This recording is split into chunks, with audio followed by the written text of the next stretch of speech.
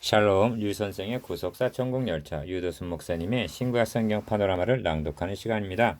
지금은 에베소서 파노라마 3장 7절에서 13절까지입니다. 바울이 받은 사명. 이 복음을 위하여 그의 능력이 역사하시는 대로 내게 주신 하나님의 은혜의 선물을 따라 내가 일꾼이 되었노라. 모든 성도 중에 지극히 작은 자보다 더 작은 나에게 이 은혜를 주신 것은 측량할 수 없는 그리스도의 풍성을 이방인에게 전하게 하시고 영원부터 만물을 창조하신 하나님 속에 감추었던 비밀의 경륜이 어떠한 것을 드러내게 하려 하심이라. 이는 이제 교회로 말미암아 하늘에서 정사와 관세들에게 하나님의 각종 지혜를 알게 하려 하심이니 곧 영원부터 우리 주 그리스도 예수 안에서 예정하신 뜻대로 하신 것이라. 우리가 그 안에서 그를 믿음으로 말미암아 담대함과 하나님께 당당히 나아감을 얻느니라. 그러므로 너에게 구하노니 너희를 위한 나의 여러 환난에 대하여 낙심치 말라. 이는 너희의 영광이니라. 에베소서 3장 7절에서 13절. 본 단어는 2절부터 계속되는 삽입구의 연속입니다. 사도는 이방인이었던 에베소 성도들에게 그들에게 향하신 하나님의 비밀의 경륜이 어떠함을 알려주므로 위로와 격려를 해주고 있는 것입니다. 본 단원의 주제는 바울이 받은 사명입니다. 주제와 각 단락의 제목을 연결시켜서 대의를 파악해 보도록 하겠습니다. 바울이 받은 사명은 우선적으로 하나님의 일꾼이 되었다고 말씀합니다. 첫째 단락. 바울이 받은 사명은 복음을 이방인에게 전하기 위해서 이방인의 사도로 세움받았다는 것입니다. 둘째 단락.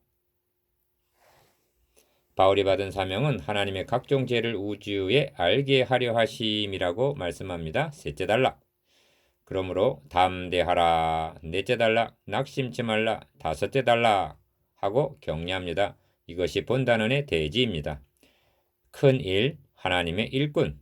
바울은 최우선적으로 자신을 하나님의 일꾼으로 삼아 주셨다고 말씀합니다. 모든 그리스도인들이란 동일하게 하나님의 일꾼들입니다. 일꾼들 중에서 주인의 뜻을 따라 사명이 각각 맡겨지는 것입니다. 이를 로마서에서는 예수 그리스도의 종 바울은 사도로 부르심을 받아 하나님의 복음을 위하여 택정함을 입었으니 이렇게 말씀하고 있습니다. 로마서 1장 1절. 모든 그리스도인들은 예수 그리스도의 종들입니다. 그러나 그 종들 중에서 어떤 이는 사도로, 어떤 이는 목사로, 어떤 이는 집사로 각각 부르심을 받은 것입니다. 내게 주신 하나님의 은혜의 선물이라는 말씀을 음미해 볼 필요가 있습니다. 3장 2절에서 말씀한 은혜의 경륜과는 어떻게 다른 것일까요? 은혜의 경륜이란 하나님의 은혜 가운데 바울에게 향하신 섭리와 계획하심을 의미합니다. 반면 은혜의 선물은 바울에게 맡겨진 사명을 의미합니다. 예를 들면 바울을 다메섹 도상에서 부르셔서 사도 삼으심은 은혜의 경륜입니다. 그 바울에게 하나님의 비밀을 알게 하시고 이방인에게 복음을 전하게 하시려고 이방인의 사도 삼으심은 은혜의 선물인 것입니다. 모든 그리스도인들에게도, 그러니까 여러분에게도 하나님의 은혜의 경륜과 은혜의 선물은 있는 것입니다. 말로 다할 수 없는 하나님의 은총 앞에 감사하십시다. 큰 이방인의 사도. 둘째 단락의 요지는 자신을 하나님의 일꾼 삼으셔서 이방인의 사도라는 사명을 맡겨주셨다는 것입니다. 모든 성도 중에 지극히 작은 자보다 더 작은 나에게 이 은혜를 주신 것은 측량할 수 없는 그리스도의 풍성을 이방인에게 전하게 하시고 합니다. 8절. 지극히 작은 자보다 더 작다는 말과 측량할 수 없는 그리스도의 풍성이라는 말을 대조해 보십시오. 작은 일, 측량할 수 없는 그리스도의 풍성, 이런 뜻이 내포되어 있습니다. 지극히 큰 것보다도 더 큰 하나님의 비밀을 이방인에게 전하게 하시기 위하여 지극히 작은 자보다도 더 작은 자신을 하나님께서 불러주셨다는 것입니다. 전에 내려오는 말에 의하면 바울은 키도 몸짓도 작았다고 합니다.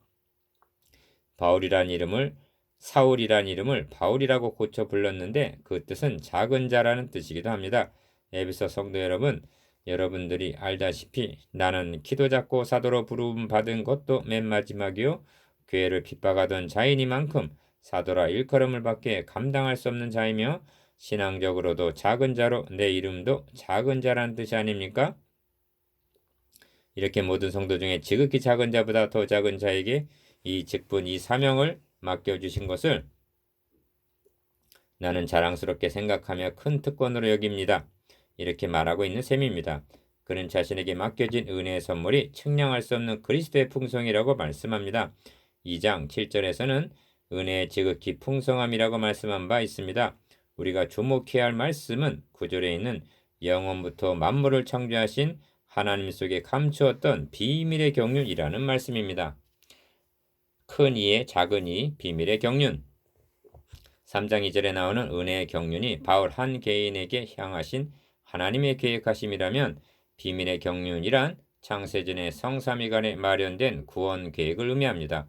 말씀의 사역자들이란 하나님 속에 감추었던 비밀의 경륜이 어떠함을 드러내게 하시기 위해서 세움받은 자들인 것입니다. 축복이 아닙니다. 교훈도 아닙니다. 그것은 나중입니다. 최우선적으로 창세기에서 시작하여 계시록에서 완성되는 비밀의 경륜이 어떠함을 드러내 성도들에게 알려주어야 할 책임이 설교자들에게는 있는 것입니다. 어째서 영원부터 만물을 창조하신 하나님 속에 감춰왔던 비밀의 경륜이라고 말씀하고 있는 것일까요? 그렇습니다. 구원계획이란 계시록에서 보좌에 앉으신 이가 가라사대 보라 내가 만물을 새롭게 하노라 뭐뭐 이루었도다 나는 알파와 오메가요 처음과 나중이라고 재창조의 역사이기 때문입니다. 큰 삶, 우주의 알게함. 바울 사도는 여기에 만족하지 않고 10절과 11절을 통해 나에게 알게 해주시고 깨닫게 해주신 이 비밀의 경륜은 하늘에 있는 정사와 권세들 즉 천사들도 몰랐던 비밀이었다는 것입니다. 하나님께서 영원부터 그리스도 안에서 예정하셨던 그 뜻이 지금 지구상에서 펼쳐지는 것을 보고 비로소 그들도 알게 되었으며 놀라움과 한없는 부러움으로 바라보고 있다는 것입니다. 그렇다면 바울에게 알려주신 비밀의 내용은 무엇이었습니까? 이 일을 돕기 위하여 하늘에 있는 천사들의 입장이 되어서 생각해 보기로 하겠습니다. 하나님께서 부리시는 영으로 창조하신 천사들의 일부가 반역을 일으켜 대적자가 되었습니다. 이들은 하나님의 형상대로 지음받은 아담 하와를 유혹하기 시작했습니다. 아담 하와는 그들의 꼬임에 빠져 하나님을 배반하고 말았습니다. 그들은 사탄의 편이 되어 하나님을 미워하며 대적하며 원수 노릇을 하였습니다. 그런데 하나님께서는 그들을 위해 독생자 예수 그리스도를 보내주시는 것이 아니겠습니까? 천사들은 이 기쁜 소식을 목자들에게 전했습니다. 천사들은 이해할 수가 없었을 것입니다. 천사들은 계속 주목하고 있습니다.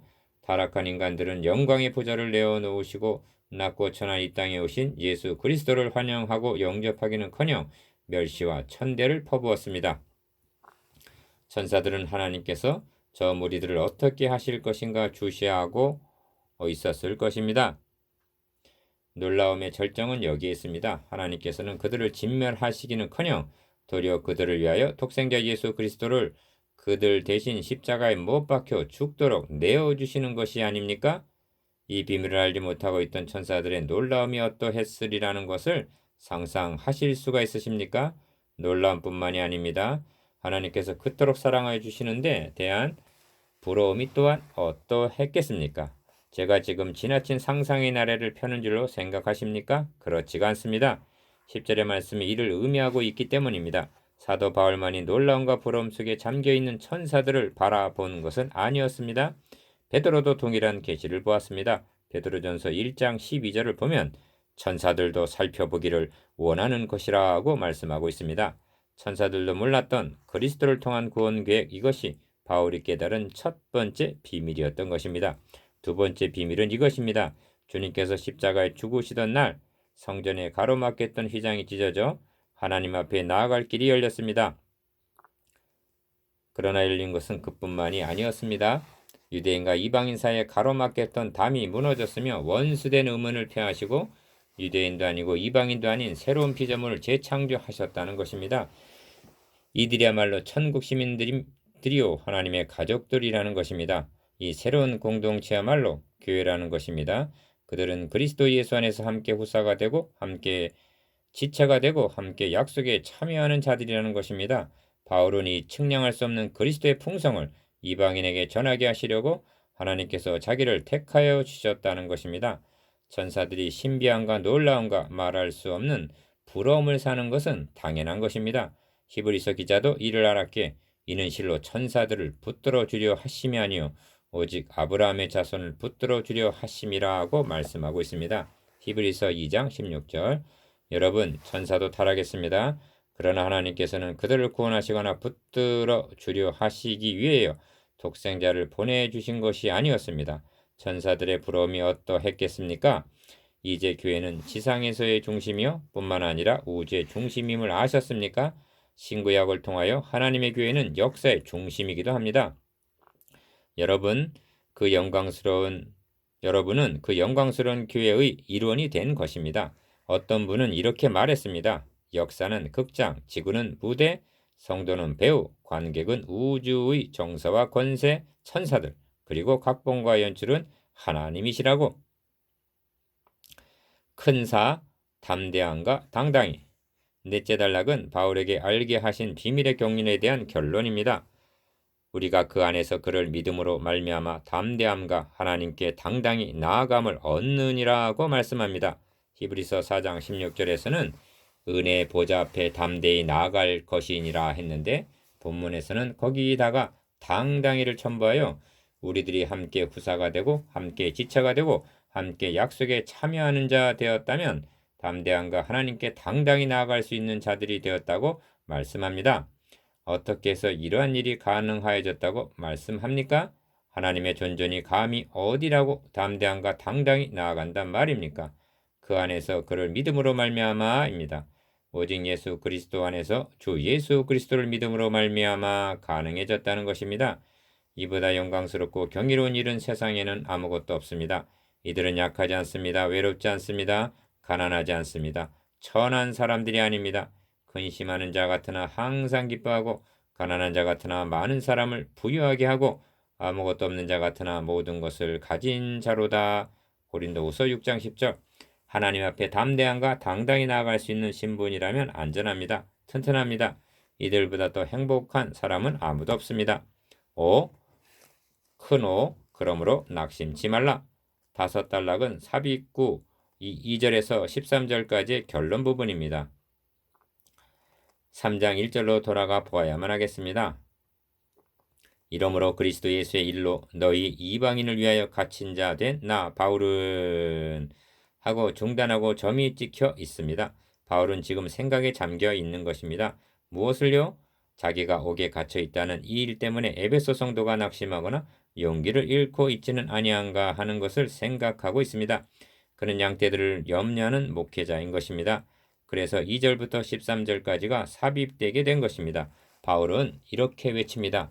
나는 부끄러운 죄를 짓고 옥에 갇힌 것이 아니라 천사도 흠모하는 이 비밀을 전하는 사명을 수행하다가 반대자들에 의해 갇힌 몸이 되었다.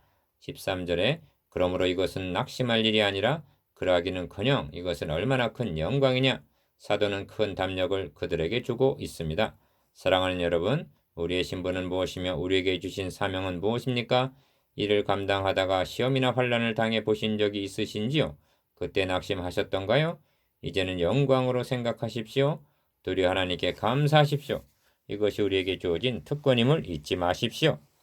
묵상해 봅시다. 1. 바울이 받은 사명이 무엇입니까? 2. 비밀의 경륜이 무엇입니까? 3. 어떻게 담대함과 하나님께 당당히 나아가게 되었습니까?